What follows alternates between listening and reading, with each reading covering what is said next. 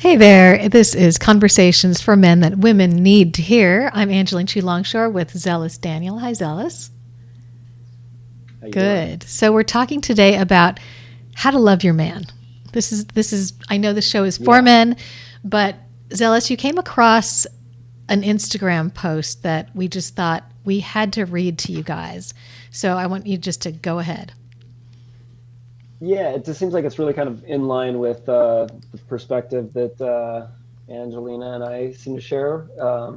But it's how to love a man, reciprocate, make efforts for him too.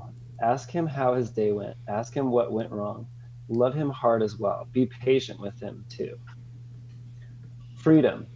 Give him freedom to do the things that he likes. Do not box him in, do not choke him in the neck. The truth is, if he really loves you, he will never do things to hurt you.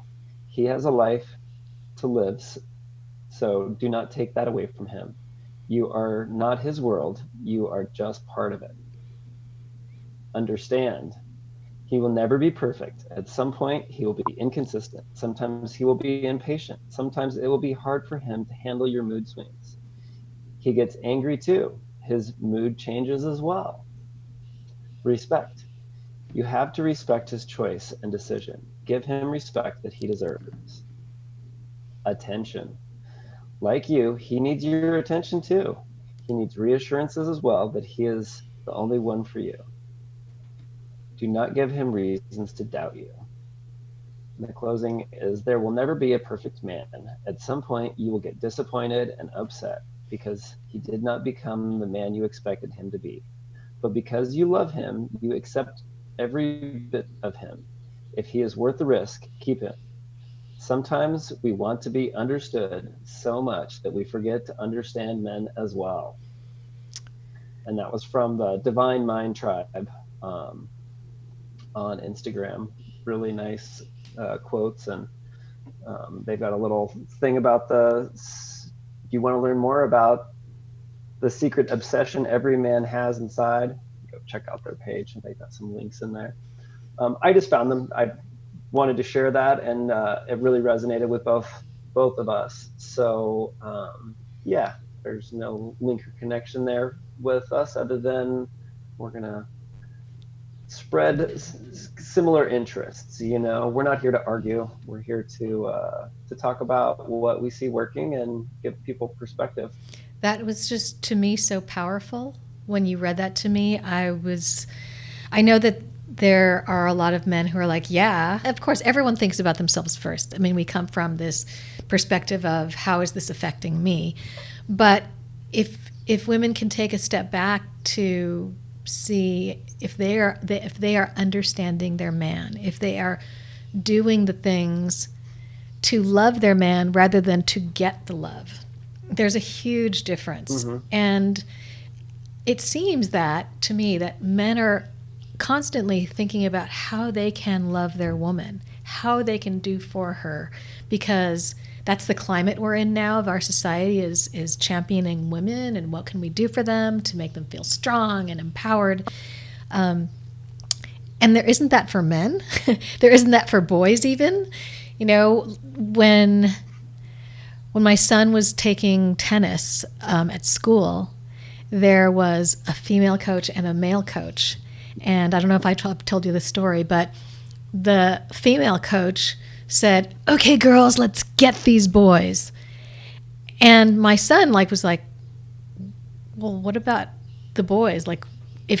What are we supposed to do?" And if a male coach said that, "Boys, let's get these girls," there would be like an uproar, Yeah.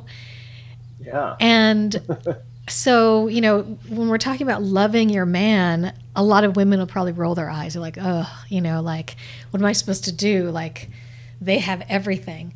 But in actuality, men are doing so much for women. They're doing so much to give them that support and that rah-rah, And it's really hard when you don't feel any appreciation for what we're doing. It's like, we'll be working long hours for wanting to work all the time, but it's like, well, you want a nicer house and a nicer things. So the way that I'm showing my love as well as I would like those things, is like, I'm going to work really hard so that I can try to be there. It's like men aren't working hard so that they can just be self-indulgent or so they can escape the situation, although those can be part of it.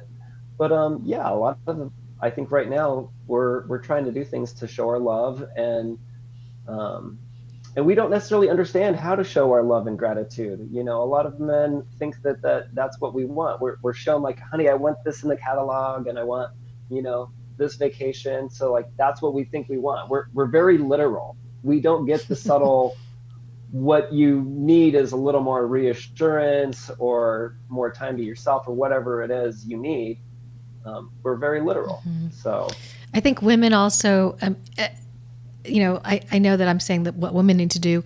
I think for men, what will help is for them to realize that the woman is not understanding what he needs, and that if he can voice in a really supportive way, not only what she needs, because I think there's so much emphasis on what she needs, but on what we as the team can do to fulfill the vision that we want for the family. And I don't think that conversation happens very often in families, because it almost feels like a confrontation. It's almost like, okay, we're going to talk about what we want to do together, what our vision is. That seems so serious, you know. Like, then it seems like we have to sit down and like hash things out and argue. But it does, there is a conversation that could happen at a very, very like happy time where it's like, hey, you know, let's talk about like the vision so that we can see things together. But then repeatedly over time, you don't have to have those big conversations where it's like, let's think team again. You know, like there could be these key words that you come up with that are like the huddle. Let's huddle for a minute. You know, not cuddle, but huddle, and like get in and talk about the team. We'll cuddle afterwards, but let's huddle and go, okay, how is this going to work for all of us? What can we do together so it's not for you or for me, it's for us? Like, what's the vision? Yeah. And if the family can get, even if it's a separated family, if the family can get in that team huddle, like practice, then it can be less antagonistic. It can be a lot more like, oh yeah, we're going to do that huddle. Cool. You know, it's just like something that you do. It becomes a ritual of daily, even multiple times a day. Okay, yeah, let's touch in for a second. Okay, yeah, that's right. We're going to do that. Break, go, you know. So then, you know, I know it's hard for men to talk and come up with these like, let's do this. And I know you've done that a lot. And it can be really touchy. I love that you're telling me this, because I absolutely need to, Ange. And it's like, yeah, I'm afraid to go in and initiate these conversations because they are so often, you know, they don't go well.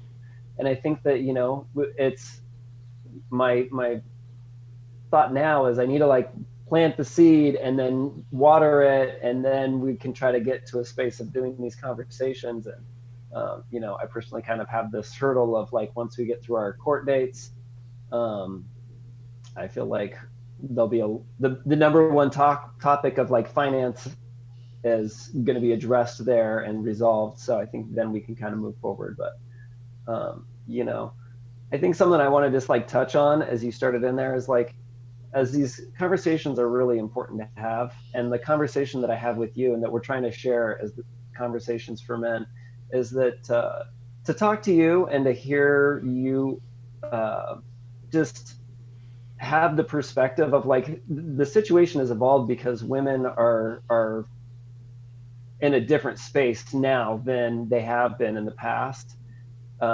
is where it makes it really difficult for a man. He's like, I'm confused. Like, I don't know if I'm really the one at fault here, or I don't understand where I went wrong. And to go and like have these conversations where, you know, talking with you and you being like, no, you see, here's where the problem happened. And and here's the root of it, and it's not necessarily you. I think a lot of the root of these problems have to do with this female empowerment, you know, and this whole strong, independent female society that we're pushing towards, and you know, and how it's having some pretty unpleasant effects on families. Yeah. So that's what our conversations are here for, is for us to talk about like things so guys can go, okay, I'm not going crazy. This isn't just me. You know, I feel like I'm trying to give her everything she wants and she's still not happy and expects more, and I'm not reading the cues, and I'm literal, and you know, so that's why we're having these conversations, to share with you all. You're so right. And part of the reason that I can talk about these things is because I have talked to dozens of men for literally hundreds of hours about these things over years. And it just so happened that I would be a mom who would talk to dads at school. A lot of women don't, but they were so open to talk about these. Not, we didn't only talk about the relationship, we talked about a lot of things, but it seemed to turn to these woes.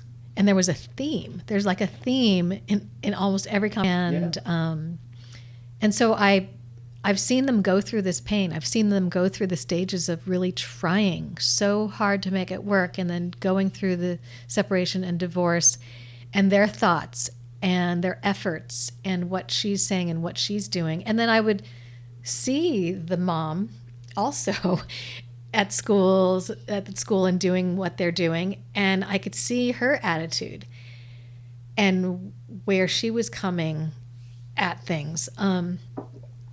And so that, you know, that's why I felt compelled to have these conversations, and we're here. And so I do have these answers because I can see from the man's side and from the woman's side. And I'm not saying that I'm perfect, but I just have this information. So I need to share it. I think one of the reasons why the conversations have evolved that way for you is because men want to have these conversations with another woman, because we want the woman's perspective. We want some insight. But I feel that when I try to talk to my partner or her friends that were in the household, there was a reluctancy and a judgment, and it wasn't like, so to go and have a conversation with you where you're like real open. And I think as well too, you know, when you have you're somebody that I respect, you know, you have a healthy relationship. It's got its ups and its downs, but you can see that you guys are both happy and your kids are happy. And I think that it's important to get perspective from those people, you know. I think that having conversations with other men that are having difficulties in their relationship, it's like there's no a feminine perspective, not in the feminist perspective, but like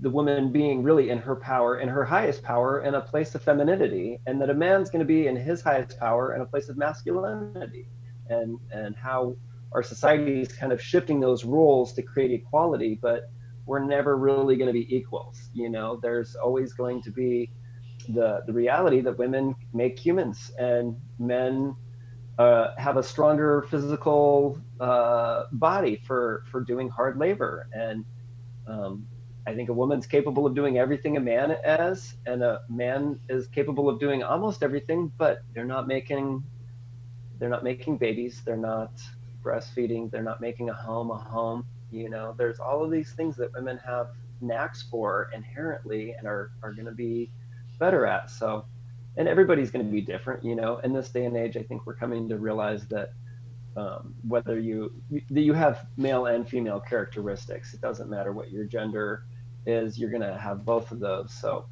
trying to really navigate a way to be in touch with your feminine and your masculine, and then also really look at the big picture, and like, what's your end goal with your family? Where do you really want to be? And instead of being so focused on the tit for tat little issues of day-to-day life, to go and say, what do we really want? Really, as a partner, I want my lover and mother of my children to be happy and to be thriving and to be in her best place.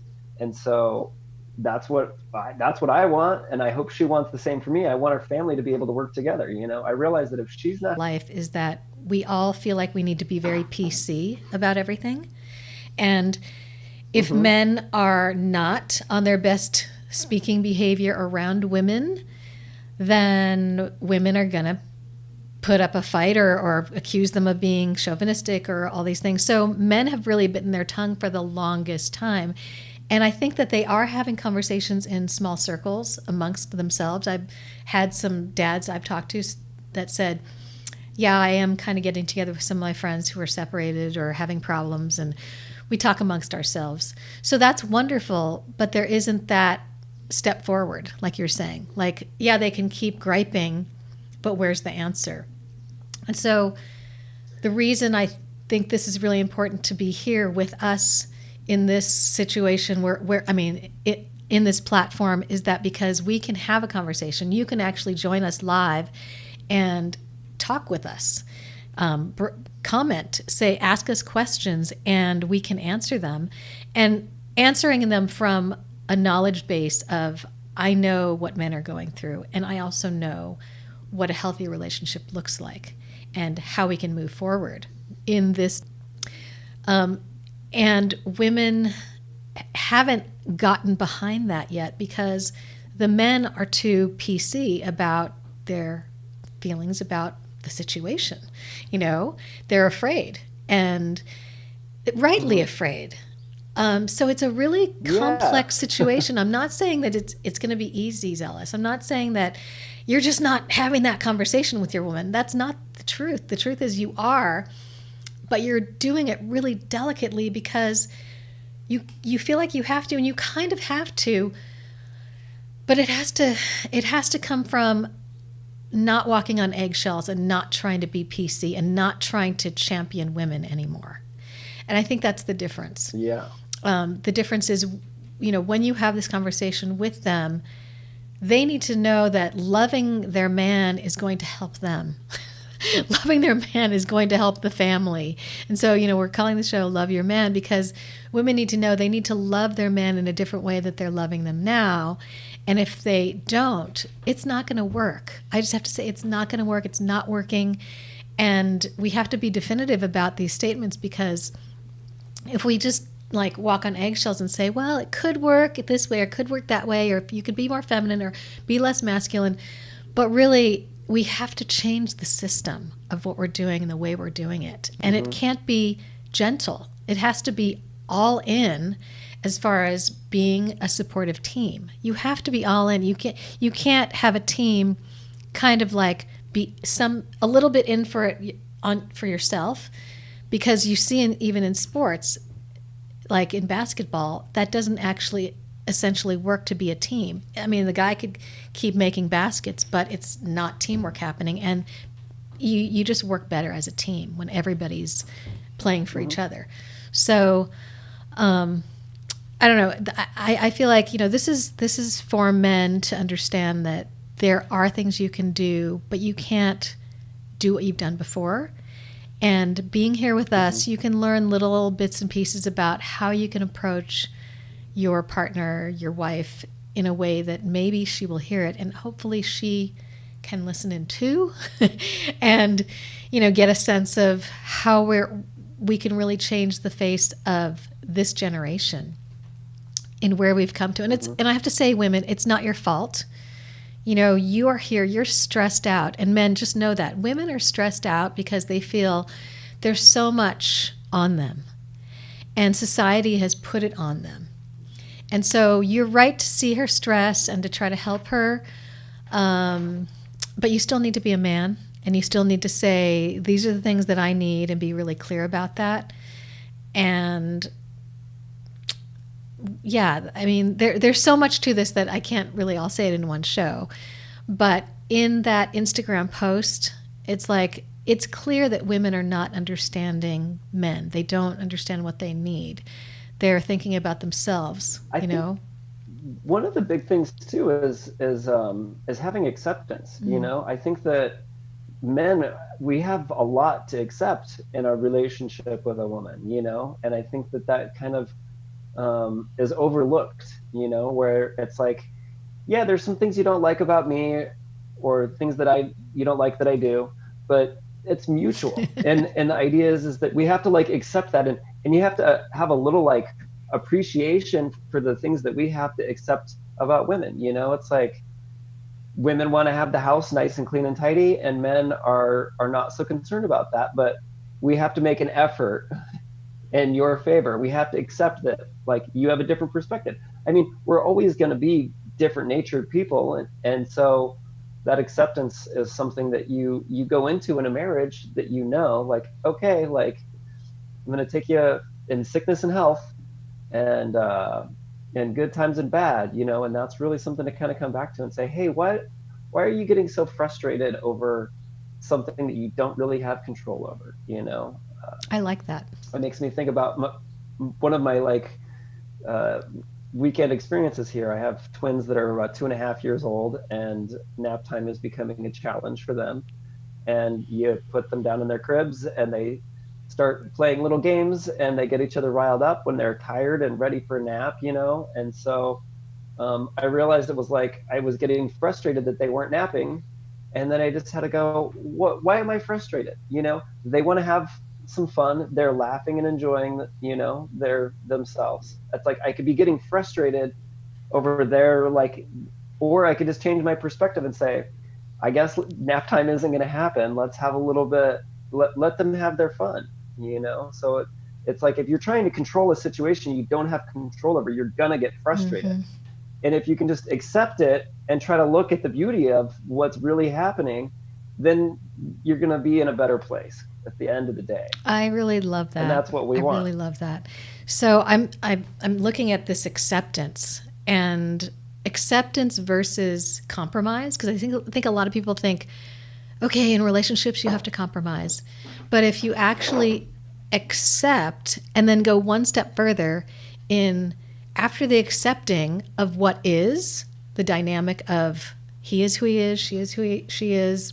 There are these things that are a little messy, maybe not perfect, but how do we go then forward into creating something, this vision that takes those realities and makes them into our own? So that's, to me, like the flavor of the family is almost like cooking. It's like you've got these ingredients. You can't change these essential ingredients, but you can meld them into something new and different that tastes amazing, that they couldn't be on their own. And so because they're unique, because I'm a creative, I'm not like as organized as my husband, and he has like all these little ways that he's so Virgo, even though he's not a Virgo, and I'm not. But when you put those two things together and we use those pieces in our family dynamic that makes it work, then you've got some like harmony. That it's not saying, no, you have to be just like me because this is the way to do it. And it's like, oh no, I'm not perfectly organized, or, that creates a whole different dynamic. But if we take these gems that we are and we make a recipe out of like, cool, we've got these ingredients, so let's make it work. Let's make it harmonious and even better flavored. That's the flavor of your family. It's unique. It's different from anybody. And I feel like when you said harmony, I just instantly had this stark visualization of how when you're creating a chord on music, you don't play the two keys right next to each other. You need to have some space apart. And then once you have a space or two apart, that's when you get chords that sound harmonious. Yep. And I think that maybe that could be one of the problems that relationships are facing, is that people are trying to play the same roles too much. And when you're getting too close together, you're not in harmony, you're out of pitch. And I think that, giving that space to allow each other to really be their own sound and their own vibration is going to be what's going to make your family a beautiful song. That's a perfect analogy. That is so perfect. I feel like there's things that are in nature, like music, that tell us how things are supposed to go. If we just listen, and if we observe and follow what nature tells us, there's a set of rules, and they're beyond our control. So why are we fighting? Why are we trying to fight it for these roles? Well, so much of it is because we're getting compartmentalized, and it's like we're having to take on this duality, as the women are wanting to be treated as equals in the workplace and across the board in all aspects. The inverse is that the men are becoming more feminized, and we're having to take on more of the household chores and the changing of diapers and raising of children. And so we're getting closer and closer together. And it's, I think it's because as a society, we've become very compartmentalized and boxed up. When you had a bigger community, you had a little more space, there was more room, and we weren't trying to do the same jobs all the time, And I think as well, something that I'm realizing in my own relationship is there's this judgment that happens when I would do a job that she would do. And it's like, well, I didn't clean the kitchen as good as she did. So instead of appreciating that I cleaned the kitchen, it was judgment that I didn't do it to her standard, or spending time with the kids or a kids activity. I think that there was like, well, that's not how I do it. This is how I want it done. And if I didn't do it to that level, there was judgment. And then if I did something that was better, then I was triggering an insecurity too, where I was like, I would have the kids for a day and I would take them out for a long all-day adventure outside, and they would all be exhausted by the end of the day and fulfilled and fall right to sleep. And there was like judgment that I got to do that, or that I, was able to just get the kids to go to bed early that night because they were tired.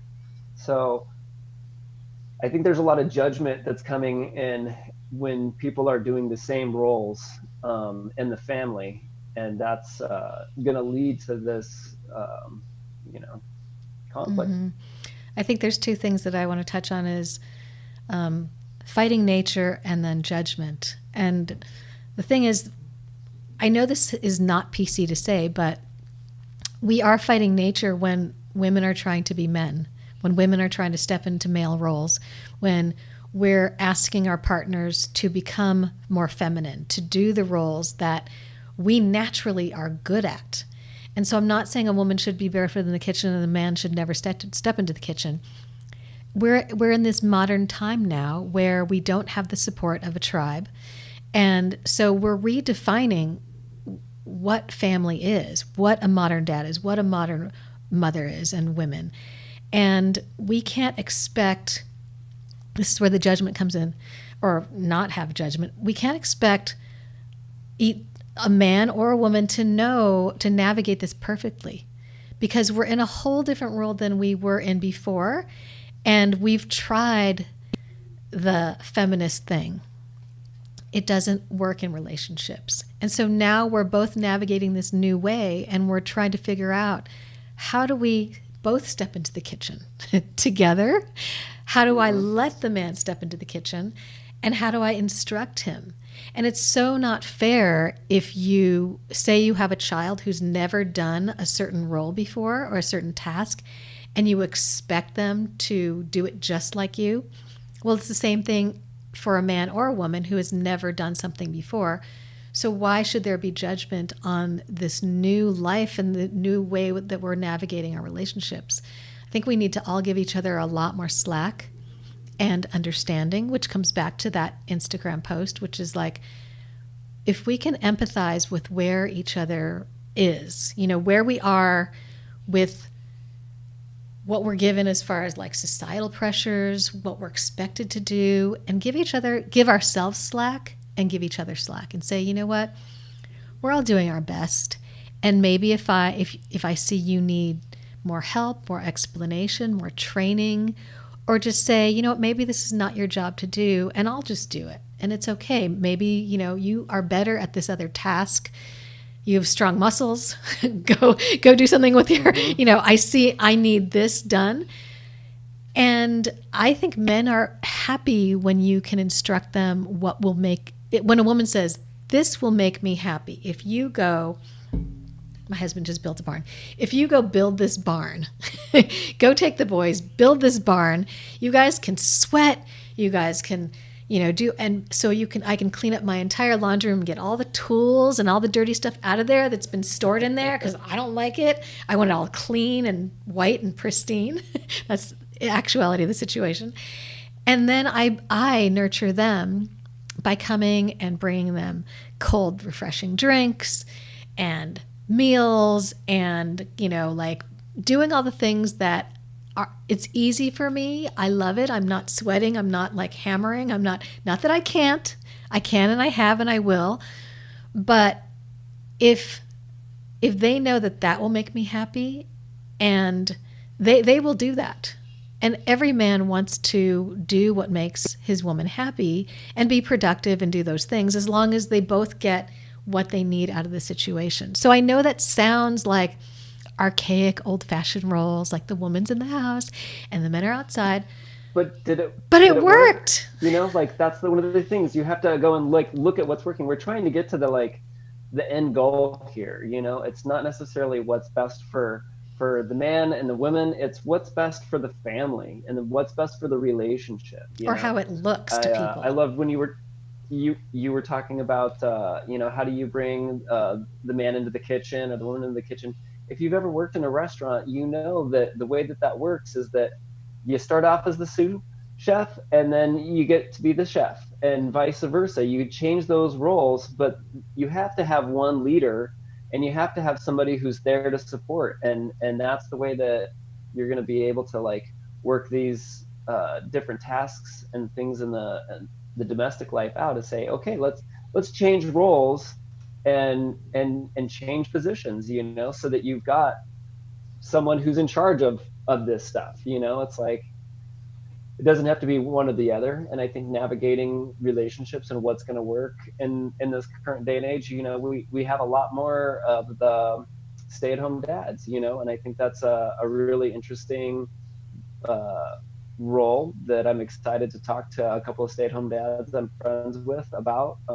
But I think it really just kind of has to do with like having a little bit more clear definition of what you want in your relationship. If you can talk about this stuff, if you can have that team huddle and you can say, hey, you've got a really good education and you've got a better career but we have children together, then I can stay at home and spend time with the kids. I love spending time with my kids and teaching. And I know that, my partner does some things better with the kids.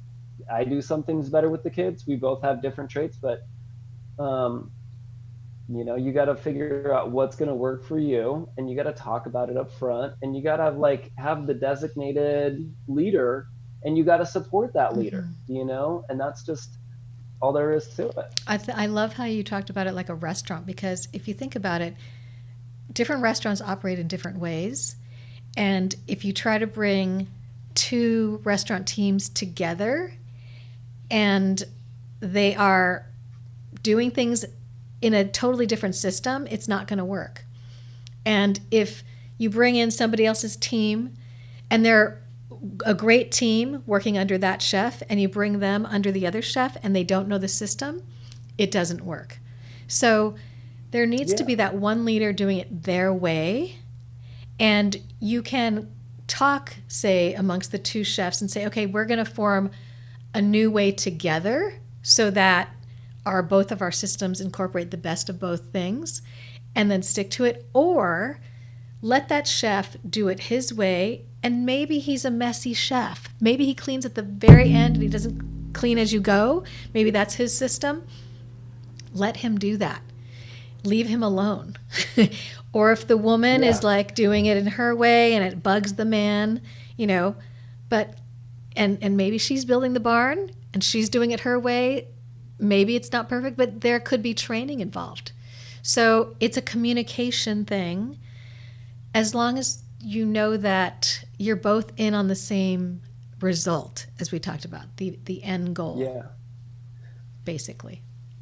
Yeah, I see this lesson coming back from like how to raise your children, and how that can play a role in how to maintain a healthy relationship, where when kids don't have experience doing something, or whatever, they have their minimal experience, they're not going to do it to the same level as a grown-up. You don't expect them to.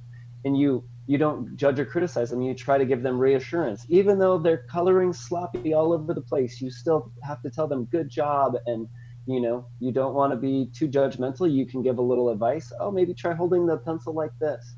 But the same goes for relationships. When your partner is doing something that they're not as experienced with, instead of like, let me show you how to do this, or there's a better way to do it, to just kind of accept that there's a learning process. It comes back to the acceptance, and that it doesn't have to be perfect, and that you want them to feel good about whatever it is they're doing, and and to realize there's a teaching moments come when they come, and you have to be able to notice those. And there's a nuance to noting those. That's what makes a good teacher, is being able to know when somebody's going to be open to some input, and to not be forcing input and criticism on people while they're in the middle of a project, especially. Mm-hmm.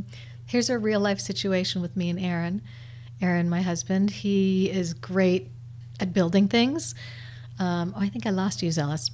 He'll come back. Anyway, oh, here you are. So Aaron's great at building things, and I know nothing about construction. I didn't grow up constructing buildings. And so for me, there's a big learning curve. And I think at first he expected that I would know. And there was so much friction because I didn't know. And so, this is the imperfect parts of my relationship. There's a learning curve for everyone. And so after a while, he realized, like, he was getting irritated, and I was getting irritated, and I was getting scared, almost like I should know, like these sort of fear things that come up naturally. And then I realized I need to communicate that I am open and willing to training, that just give me the tools and show me how to use them, and tell me that there is a different way that I'm doing it that I might not even consider. I might not even see it when he thought I would naturally see it. But in the way that my brain works, or I'm thinking, I don't know these things. So I gave him permission. And I think that's another thing, is to give your partner permission, but actual, like, real permission, not just say you can tell me, but actually like be open and say, okay, I'm giving you permission. Please tell me if I'm not seeing something. Give me the tools, point it out in a way that will be like training, as if I'm a child, but with respect, of course. And after he did that, it was just so much easier. I mean, the harmony thing just came up again. It's like, I gave him the space. As we talked about in music, I gave him the space to come in, to harmonize with me, because I wasn't getting it. And, we were playing, I guess, different chords, if you want to use that same analogy, that weren't on the same, like, musical score. And so there was all this, like, messy friction. But you really need to give permission and be open. And I think both ways. I think something that we deal with in society of the current day and age is that we have this, like, just fake it, So you have this situation where it's like everybody's just trying to, like, fake their way into success, or into situations or relationships or work or whatever it is. And then we end up in these situations where it's like, I don't want to ask for help, and yet I need some, like, guidance or perspective. And then the other side as well is that, it reminds me of a story you were talking about, some of the videographers when you worked for NBC, and how the set director would come in and be like, don't you know this already? Like, you're supposed to know this stuff. And, that just creates this whole demeaning relationship. And then the people are scared, and it's like, I don't want to ask for help, but yet I'm, and it has to do with this, like, just kind of fake it kind of reality. Whereas if you can just open up and say, hey, I need a little help here. Can you teach me how you like this done? And to be open and receptive to it is really going to be the big key, to creating that communication where people can grow from both sides of it. I think for men to know, another thing is women are afraid to be vulnerable, and it takes vulnerability to admit that you don't know.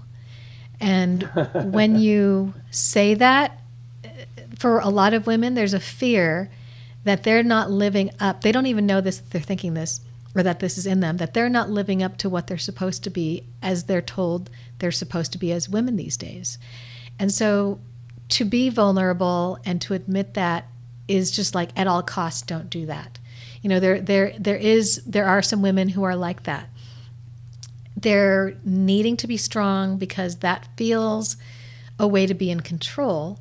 And they have to feel like they're in control because they have so much stresses that they feel like if they don't seize all the control and empowerment that they can, then they're just going to fall apart. So that's like the toppling of the, like, there's no foundation there. It's like on this little, like, tiny, like, piece, and they're up here trying to, like, build all these bricks and be strong. But if they just realize that they're vulnerable way down deep, and if they just address that vulnerability, that they need to build on a stronger foundation, and they need to admit that they're vulnerable in order to recognize that that's where that's coming from, then everything will be a lot stronger. But it has to come with being vulnerable. I think something else that I experienced is that when I would be vulnerable, then instead of getting vulnerability from my partner and her, like, you know, apologizing or accepting her interactions or role in the conflict, that it was like, now I got him on the run, you know, now is like a time for me to grab more power and to push it in. And I, you know, it just makes the whole situation harder, you know, and it's like, ultimately, you know, you have to go and have that reciprocal vulnerability and not having judgment, you know. And I think that's one of those things where it's like, I think she was fearful to be vulnerable herself so that I wouldn't try to get an extra stab in or you know, try to rub her nose in the situation. So I don't know, that's a speculation, I shouldn't say that, but it definitely felt like I was trying to be vulnerable, even using the word vulnerable and being, you know, and it was just not reciprocated, and that became really frustrating. You know, it's like in an attempt to try to get understanding and compassion, I was trying, you know, everything from being vulnerable and being on the feminine and emotional side to being like masculine and non-emotional and hard judgments. And it seemed like, you know, in my experience, the more I tried to reclaim my masculinity, the more resentment I got, and the more like judgment. It was like, okay, nothing was working. Mm-hmm. And so that's where it just became so frustrating. And then to go and talk with you and to hear about like, well, nothing was working because the problem wasn't coming from your side of it. You know, there's this whole energetic movement that our society is going through, that the women are kind of really the ones that are responsible for it. Mm-hmm. Yes, but I don't want to leave men hopeless again, like to say, okay, women have to change. And it's true, they do need to realize where they are and why they're doing these things for, you know, holistically to make a change. But I think I could tell you, Zealous, for you and for other men, that I think what men have been trying to do for the longest time is to be tactical. And all these different tactics are coming from a really good place, like trying to be vulnerable, then trying to be masculine, and they're all tactics. And, you know, from what I know about marketing, it's like, if you try to do all these little tactics, they're little stabs at winning, and they could come from a really honest, good place, but they don't come off as genuine because they are tactics. So in marketing, it's like, I'm sure you've had all these different things happen, like emails and different things that are tactical, and you're like, oh, that just feels slimy. And so even though you are not slimy, you are far from slimy, Zealous. And I know most men, they come from a really genuine place of wanting to really make their relationship better. The woman is sensing this tactical thing. So it puts up more defense, actually. It makes her more defensive. So in order to not do that, you know, of course you're trying, because you care so much. That's where that motivation comes from. You care. So you're trying these different tactics. But instead of the tactics, I think what will be better is to be, I know this sounds like, I'm just going to say be genuine, like really sit back in yourself in each situation and step back to see the big picture of where she is emotionally and what she needs and what the whole needs, and to come in underneath with support of the situation. So that's instead of like seeing the holes and I'm going to fill that hole and that hole to help support her, and she's feeling like you filling the holes are actually jabs. At like, well, I can do that. You think that I'm not good enough and strong enough, but instead, this is like a very big picture view, but coming underneath to support, the motivation is to support what it is that the big picture needs, including where she is emotionally and what she doesn't even know that she's stressed about and what she doesn't even know that she needs, without really pointing it out literally to her, because sometimes that's too sensitive, but to come from that feeling place of, and I know that you're a really solution-oriented person, so you can do this. And I'm just talking about this now in a way that I know that you can see. You can figure out, and maybe you can even navigate us through this. But coming underneath and going, let me assess the situation. Let me look at all the pieces of the children, their emotional well-being, where she is, her stresses, her societal pieces that she doesn't know she has pressure on, and for me not to come in and try to fix things and fill the holes, but how can I support her in a way that's more, maybe even emotionally supportive, in the way that I just talk with her, the way that I approach, not even pointing out that there's a problem in what we're dealing with, but my day-to-day interaction with her from a different motivation of that, seeing the whole picture. And sometimes when we're in these different energetic spaces of approaching a situation differently from a different viewpoint, things transpire differently. The interaction becomes different. And it happens magically. I know that sounds weird, like I can't give you like a formula, but we are human and we respond to things by cues. And if we feel a cue, then the other person will respond with a cue. And it becomes this dynamic of human cues. And that's the way to operate, I believe, where it's not tactical, it's sensing, it's empathetic, it's dynamic, it's a dance. I learned this wonderful sentence that probably could have saved my relationship if I had learned it before it was over, and it is, how can I serve you today? Yes. It's just that simple. Be straightforward. Ask, how can I serve you today? Because it's going to be different. And, there's a number of different organizations and groups that believe firmly that one sentence can make all the difference.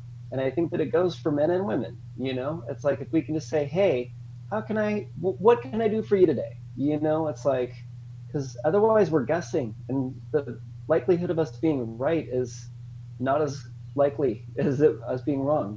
Just you gotta get the information. You gotta be straightforward, and that is ultimately how you're going to be appreciated.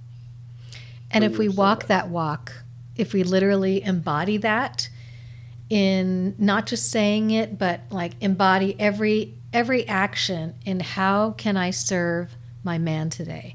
How can I serve my woman and family today?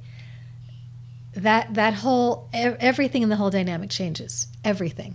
And we can literally ask, and women need to ask the men, because they can't, I think women need to know exactly what it is, and women need to know that men need to know exactly what it is they want, and not not expect them to guess, not expect them to read between the lines, and just being really clear. But yeah, that is perfect, Zealous. It's perfect. I think that's exactly like the right thing to end on, because if we can keep that in our consciousness, how can I serve you today? That's a small thing that can completely shift every day. It's beautiful. Right. Yeah. Wonderful sharing this conversation with you. Hopefully you all got to learn some perspective, and hopefully this helps you in your relationship or your own mental state. Yeah, thanks for joining us. Please share with anybody you know that might like this conversation, and we appreciate you being here. We'll see you next week. Yeah. This is Conversations for Men that Women Need to Hear. All right, take care, guys. Bye-bye.